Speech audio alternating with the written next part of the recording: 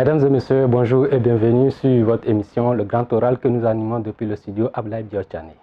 Aujourd'hui, nous recevons un homme qui porte la parole d'un parti. Élu de la 10e circonscription électorale regroupant Ouessé, Savès-Glazoué, il est aujourd'hui vice-président du parti Bloc républicain, chargé de l'information et de la communication et porte-parole de ce parti-là. Il s'agit de l'honorable Ogunwale Romaric. Honorable, bonjour. Bonjour, monsieur le journaliste. Comme toujours, j'ai le plaisir d'animer cette émission avec mon confrère Abaga Takou. Takou, bonjour. Bonjour, chers confrères, bonjour à notre invité et bonjour à nos téléspectateurs et internautes. Merci, honorable, merci d'avoir accepté notre invitation. C'est à moi. Comment se porte aujourd'hui le BS? Aujourd'hui, merci beaucoup, monsieur le journaliste. Le BS se porte très bien. Mais avant de répondre en détail à votre question, je m'en voudrais ne pas vous remercier. Vous remercier pour l'invitation. Vous remercier pour tout ce que vous faites pour la presse béninoise. Parce que vous faites partie des presses les plus sérieuses et dont on peut être fier aujourd'hui quand on est en République du Bénin. Et vous remercier parce que je suis rentré ici et dans un premier temps, j'ai visité toutes les infrastructures et avant d'atterrir dans ce studio qui porte le nom de mon président du parti, le camarade Ablaye Biotchane. Et ceci témoigne de votre fraternité envers cet homme et par ricochet envers notre parti, le Bloc républicain.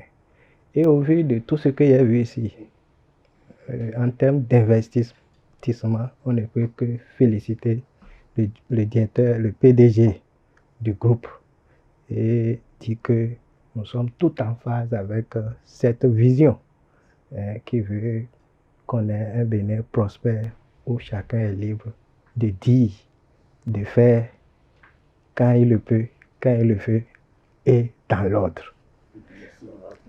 Pour revenir sur votre question, je disais tantôt que le Bloc républicain se porte très bien parce que, comme vous le savez, depuis le 9 septembre, nous sommes sortis d'un congrès avec beaucoup d'innovations et sur lesquelles nous allons revenir. Et ces innovations, au nombre de 10, je vais revenir sur les majeures. La première innovation majeure, c'est l'étoffement des structures du parti. Comme vous le savez, c'était notre première démarche vers la révision entre griffes du système partisan au Bénin, où on est parti de près de 1000 et quelques partis. Et dans ce cadre, le BR s'est constitué à partir de 70 partis régulièrement enregistrés et près de 120 mouvements. Mais les structures et les organes du BR n'avaient pas tenu compte de cette multiplicité d'acteurs au congrès de Parakou. Nous avons fait le temps, c'est-à-dire près de 5 élections. Nous avons éprouvé nos tests, ce qui nous a conduit au congrès extraordinaire du 9 septembre, où aujourd'hui, vous avez un BP, un bureau politique du BR très élargi, plus de 300 personnes, plus de 300 personnalités, intelligence pour venir contribuer au renforcement de ce parti en termes de défis, en termes de vision, etc. De la même manière, vous avez un bureau exécutif national étoffé, plus de 50 membres. Et vous savez, c'est des questions, c'est dans les ressources humaines qu'on peut aller au développement. Et c'est difficile de réunir chaque fois 50 personnes. nous avons décidé à la sortie d'avoir un secrétariat exécutif qui travaille autour du président. Donc aujourd'hui, vous avez un secrétariat exécutif constitué du président et 8 vice-présidents. Et parmi ces 8 vice-présidents, vous avez votre modeste personne, Romaric Ogwale, qui porte désormais la voix et qui gère les questions de communication du parti BR. Et lorsque nous avons fini de faire cette structuration, toujours à la sortie de ce congrès, il y avait eu des résolutions.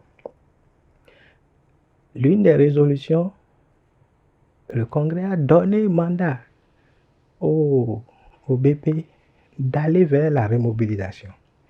Et ce que nous avons fait, à travers 6 équipes qui sont descendues, je vais revenir un peu après sur les équipes pour montrer comment aujourd'hui le parti fonctionne. C'est pour toujours répondre à votre question, comment la santé du BR aujourd'hui. Donc, la remobilisation avait pour objectif d'informer les militants, parce que tout le monde ne pouvait pas venir à Cotonou. Donc, il fallait aller dans les contrées pour informer les militants sur les nouvelles innovations au niveau du parti et les nouvelles organes et comment. Et recueillir un certain nombre d'avis. Et nous allons revenir aussi sur tout ce que nous avons récolté, les questions majeures qui sont revenues. Oui, honorable député, de la santé du BR, vous avez suffisamment répondu à la question. Vous avez dit que le BR se porte très bien. Ça va vous obliger à donner réponse à ma préoccupation. Je veux dire que, sauf échec cuisant du système partisan, les partis politiques, dans le cadre des élections à venir, en l'occurrence la présidentielle, devraient pouvoir choisir en leur sein le candidat qui va porter les sceaux du parti. Par exemple, au sein des démocrates, sans tergiversation, le ticket est déjà connu, à savoir Eric Oundete, président, avec Achade comme vice-président probablement. Chez l'Union progressiste, c'est le président en exercice du parti qui est probablement le candidat. Il versera seulement qu'il choisisse un ticket et qu'on appelle ça le colissier ou la colissière pour l'accompagner. Nation au sein du BR, le président ABT, votre leader, n'étant plus candidable parce que folklore, pour un parti qui est en santé comme vous l'avez décrit, qu'est-ce qu'on peut espérer de vous à la prochaine présidentielle? Merci beaucoup, M. Takou. Et je sais que M. Takou, en tant que journaliste, va toujours aux informations, mais je me demande si c'est les différents partis dont il a cité tout à l'heure qui ont dit qu'ils ont déjà choisi les candidats. Et aucun test, en tout cas, au niveau du BR, ne dit que c'est le président qui est le candidat d'un parti. Nous, au BR, aujourd'hui, les questions de candidature aux élections ne sont pas d'actualité. Nous travaillons aux côtés du président pour donner de l'eau, de l'électricité, faire les routes aux populations. 2026, pour nous, c'est très proche, mais c'est encore loin. Il faut travailler à structurer au mieux, et comme je l'ai dit tout à l'heure, le parti. Les questions de candidature vont venir après, parce que le BR, un grand parti, travaille à conquérir et exercer le pouvoir d'État. Donc, on ne peut pas, en temps opportun, ne pas aborder ces questions. Mais aujourd'hui, ce n'est pas une question majeure pour nous. La préoccupation majeure, c'est la structuration de notre parti et nous travaillons à cela. Et c'est pourquoi, après la tournée de mobilisation, de remobilisation, la troisième phase, c'est l'installation de nos structures décentralisées qui vont nous permettre de mobiliser, de remobiliser tout au niveau de chaque village, au niveau des cellules. Donc, c'est ce travail-là qui est une préoccupation pour nous, tout en gardant l'œil sur 2026, parce que nous savons que le prochain président serait BR, cheval cabré. Mais, honorable, vous ne pensez pas qu'aujourd'hui, cela s'impose à vous, ce choix-là du candidat, puisque c'est ça, on sait que le président Talon est à moins de 3 ans. Et dans tous les débats, on voit Olivier Bokor, quand il suit par-ci, par-là. C'est la même chose. Sans oublier c'est la même chose. C'est la même chose qu'on est en train de dire. Et tel que vous êtes en train de voir les suscitations, cela participe à la dynamique démocratique. Chacun peut se lever.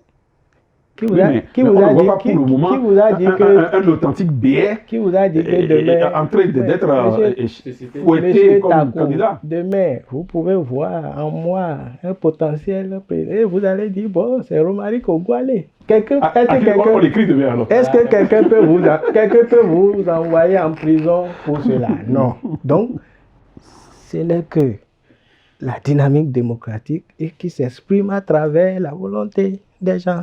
Donc, pour ce qui concerne le parti BR, les structures, les organes dédiés à ces questions, en temps opportun, ils vont travailler. Et peut-être, surtout que ce studio porte le nom de notre président, c'est ici nous allons venir vous donner la primeur. Ah, ça nous fait beaucoup plaisir. Parlant toujours de la santé du BR, vous avez parlé de cette tournée de remobilisation. Est-ce qu'aujourd'hui, vous avez pu porter les revendications ou bien ces soucis que les populations ont sur le terrain au président de la République? Merci beaucoup.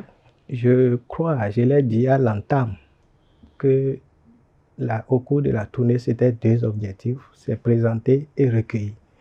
Et l'une des préoccupations majeures des militants et des populations en général, c'était la question de soja.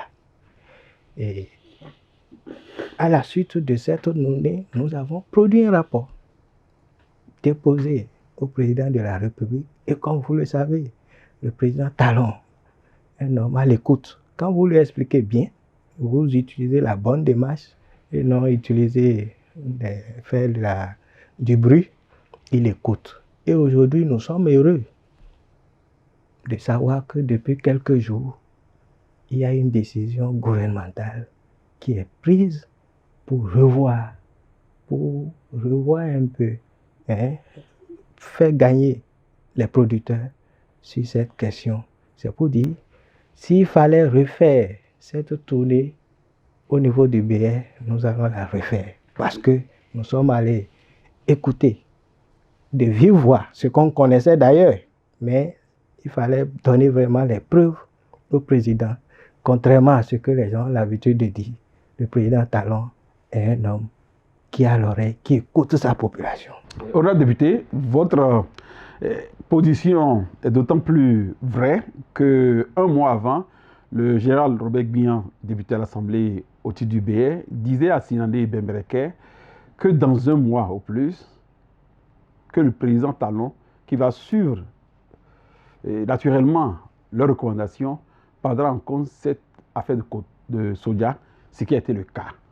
Paradoxalement, il y a les démocrates qui revendiquent que c'est à cause, grâce à eux, que la décision a été prise. Merci beaucoup, M. Takou, parce que souvent, quand on vous regarde, on n'est pas souvent mis sur ces questions parce que d'ici même vous nous attaquez. Mais ce témoignage que vous venez de faire très bien pour nous.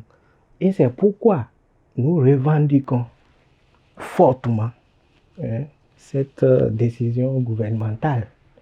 S'il y a un mois, le président Bihan en parlait, et 10 ans, il ne disait pas ça en l'air. C'est au vu du rapport et au vu de ce que nous avons dit au président, et connaissant le président de la République, quand il est convaincu, on savait que ça venait. Ce n'est pas les faux bruits là qui ont fait que le gouvernement a pris.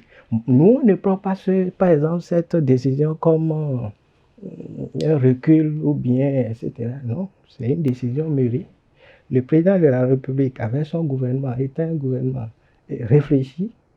Quand on prend une décision pour renforcer le tissu industriel d'un pays, par ricochet, la création des emplois renforcer l'économie et qu'on a vu après évaluation qu'il y a quelques difficultés, on peut corriger. C'est ce qui est bien. Alors, ça veut dire que les tranchées qu'ils ont eu à creuser, les blocs de pierre, ça veut dire que ça a été un échec. Aujourd'hui, est-ce qu'on peut considérer les tranchées comme des éléments qui freinaient un certain nombre de choses? Non. C'était une conséquence à une décision qui était prise et parce que le gouvernement était convaincu que cette décision allait créer des emplois. Donc, ce n'est pas quelque chose pour embrigader les Béninois, non. C'était la conséquence d'une décision. Donc, pour nous aujourd'hui, tout, c'est comme on le dit, c'est la décision qui vient corriger l'ancienne, lève tout ce qui était là comme contrainte, etc. Et on ne peut que s'en réjouir. Et le BR est d'autant plus fier de cette décision parce que ça nous a impacté fortement. Donc, nous sommes aujourd'hui, on a été impacté, donc nous avons travaillé à ce qu'il y ait qu'on revoie un peu ce qui est fait et on ne peut que être soulagé aux côtés des populations face à ce que le gouvernement a écouté. Un gouvernement qui n'écoute pas, on peut dire que c'est sur les arbres, il veut gouverner. Non, aujourd'hui, on a compris que le gouvernement Talon, contrairement à tout ce qui se dit, est un gouvernement qui écoute et qui est dans la méthode. Oui, merci honorable député. Vous avez une fière chandelle pour le BR, allons nous dire. Mais en même temps, le BR a un problème, a encore une autre épine dans ses bottes, enfin, dans les sabots du cheval, Cabri. C'est l'élection à la tête du parti les démocrates de l'ancien président de la République, je vais nommer le docteur Boni Yayi, qui, à l'époque, avait pesé lourd dans la balance, s'appuyant sur la situation du soja pour faire regretter le BR au nord. Le BR a gagné une partie aujourd'hui avec le soja, mais le BR a toujours comme épine et Yayi Boni. Honorable député, est-ce que ça vous fait peur de voir Boni Yayi à la tête du parti aujourd'hui? Vous voulez que je vous réponde franchement? Naturellement. Contrairement à tout ce qui s'est dit, l'arrivée du président Yayi Boni est une opportunité. Et une opportunité d'autant plus que c'est quelqu'un, excusez-moi le terme, il a assumé les hautes fonctions, la plus haute d'ailleurs, de ce pays. Bon, que normalement, on devait laisser aller se reposer, jouir de sa retraite convenablement. Mais il y a certains, au nom de leurs soucis égoïstes, etc., sans oublier les 52 jours sont allés le chercher dans le conteneur. C'est ça qu'il avait ramené. Sont allés le chercher pour continuer à gêner le président qui avait donné tout ce qu'il pouvait pour ce pays. Je disais que c'est une opportunité, vous avez vu, parce que le BN ne le voit pas comme une menace. La preuve, nous sommes allés, je suis celui qui a porté la parole du BN au congrès des LD à Parakou, en disant spécifiquement que le développement du Bénin, c'est dans la main de tous les fils du Bénin. Donc c'est ensemble, dans une dynamique, que nous allons construire. J'en aurais fini. Vous dites que on n'a pas peur, ou bien ce n'est pas une menace pour nous, parce que nous tous, on sait comment parler à la population du Bénin. Et tout ce qui va arriver très prochainement, vous allez vous en convaincre que nous sommes dans le bon chemin pour que 2026, qui est aujourd'hui l'horizon qui focalise toutes les attentions, vous allez voir. Parce que nous sommes convaincus. Je parlais d'épine parce que aussitôt nommé, élu à la tête de ce parti, quand lui place une épine, il vous a mis un pylône dans les roues en saisissant la CEDEAO, l'Union africaine et consorts au sujet de la nécessité de réviser certaines lois électorales et de revoir la liste électorale, revoir les structures qui vont organiser prochainement les élections. C'est un coup dur pour vous. Qu'est-ce que cela vous inspire? Parlons-en. C'est vrai, l'opposition, de façon générale, a son agenda et veut orienter toutes les attentions. Je l'ai dit à l'entame de cette émission, nous, on est concentrés sur la gestion de ce pouvoir et comment donner de l'eau et l'électricité aux populations. Donc, entre ceux qui veulent conquérir le pouvoir en 2026 et nous qui sommes dans le job, il y a une différence. Donc, ce débat lancé par le président Yahi, je vous ai dit, il connaît les rouages. C'est pour nous désorienter. Mais nous, on est concentrés sur notre agenda. Spécifiquement au niveau du BR, je vous ai déjà dit tout ce que nous sommes en train de mettre en œuvre pour remobiliser et pour atteindre nos résultats. Le reste, ce n'est que des jeux politiques. Et j'en aurais fini en disant, si ce cadre juridique, législatif et organisationnel était aussi si mauvais, les LD n'auraient pas aujourd'hui 28 députés à l'Assemblée. C'est ce cadre que les LD, à travers le président Yahi, est en train de décrier, qui les a permis d'avoir 28 députés. Donc, chers journalistes, pour moi, c'est un peu pour nous distraire. Mais ils ont toujours dit qu'ils auraient pu avoir plus de 28 députés. C'est parce qu'ils étaient contraints à participer. Et on sait comment cela s'est passé. Est-ce qu'on contraint quelqu'un à aller aux élections? Oui, honorable député, ils n'étaient pas à la Sénat, ils n'ont jamais été à la Cour constitutionnelle. Vous avez vu, il y a aucune loi de la République n'impose qu'il y ait l'opposition à la Cour constitutionnelle. La loi décrit clairement la composante. Quelle loi? Celle que vous avez révisée? Si c'est celle que vous avez révisée, vous n'êtes pas dans le bon droit. Notre constitution, qui est notre Bible, dans laquelle tout le monde, c'est le jeu démocratique et le jeu politique. À un moment donné, vous savez, c'est des jeux de chaises. Eux aujourd'hui qui crient, ils étaient dans une posture. Et on ne va pas revenir sur un certain nombre d'éléments parce que, vous savez, aujourd'hui, le président Yahi, ceux avec qui il crie aujourd'hui entre crochets et griffes sur le président Talon, c'est ceux-là qui criaient sur les avocats. Ou bien, suivez mon regard. C'est pas, on ne va pas venir ici. Là, vous faites allusion à qui? Non, suivez mon regard pour ne pas créer d'autres susceptibilités. Mais ce n'est que des jeux de chaises.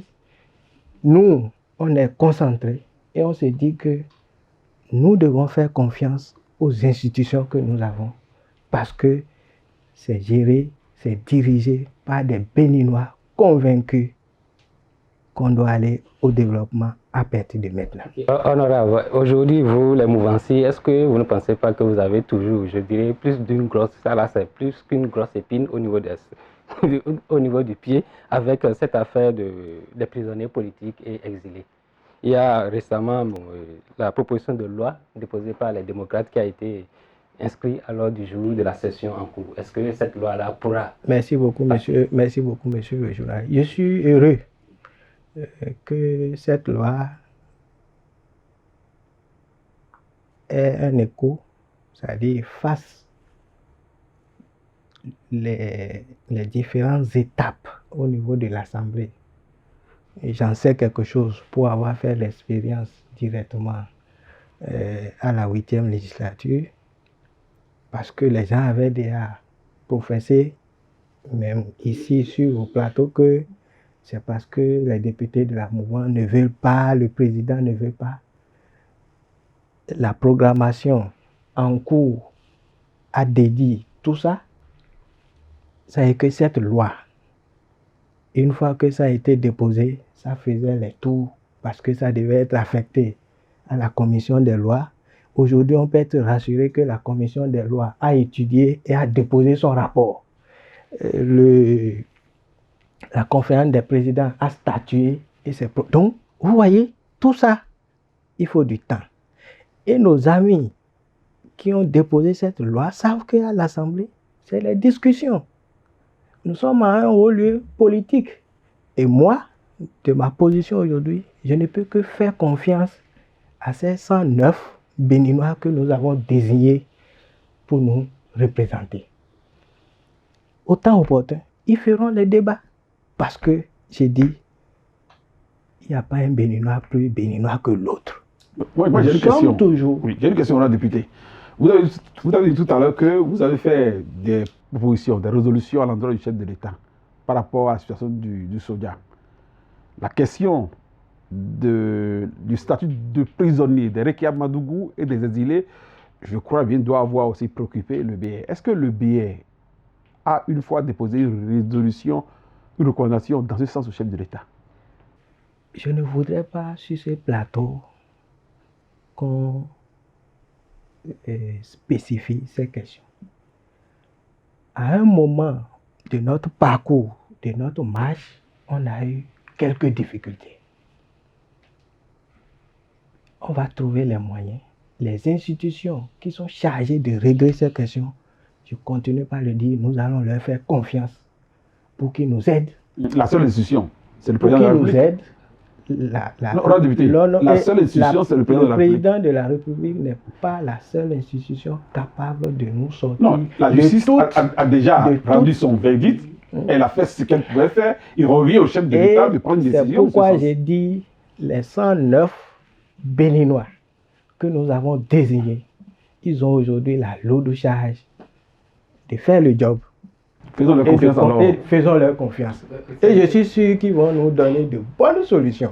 On leur fait confiance. À qui nous on peut déjà écrire demain que cette loi d'amnistie sera votée et que les prisonniers exilés vont recouvrir le Monsieur Takou, je ne l'ai pas dit parce que je ne suis pas à l'Assemblée. Non, le souhait d'un député est quand même sanitaire. Aujourd'hui, j'occupe une position de suppléance. Donc, j'ai dit nous devons faire confiance à ces 109 Béninois que nous avons là-bas et qui sont préoccupés des questions de développement de ce pays. Moi, je ne connais pas un député qui ne veut pas du développement du Bénin là-bas. Voilà. Et la participation de tous les fils du pays à la constitution du pays. Exactement. C'est aussi important. Voilà pourquoi c'est le retour de ces exilés, la libération de ces prisonniers, ça va être nécessaire. Vous revenez sur cette question que je n'ai pas... Il ne faut pas spécifier. Je vous ai dit, c'est dans notre parcours. C'est dans notre parcours. Ceux que vous citez là, ils ne sont pas les seuls. Est-ce que vous savez qu'on développe aussi un pays de l'extérieur?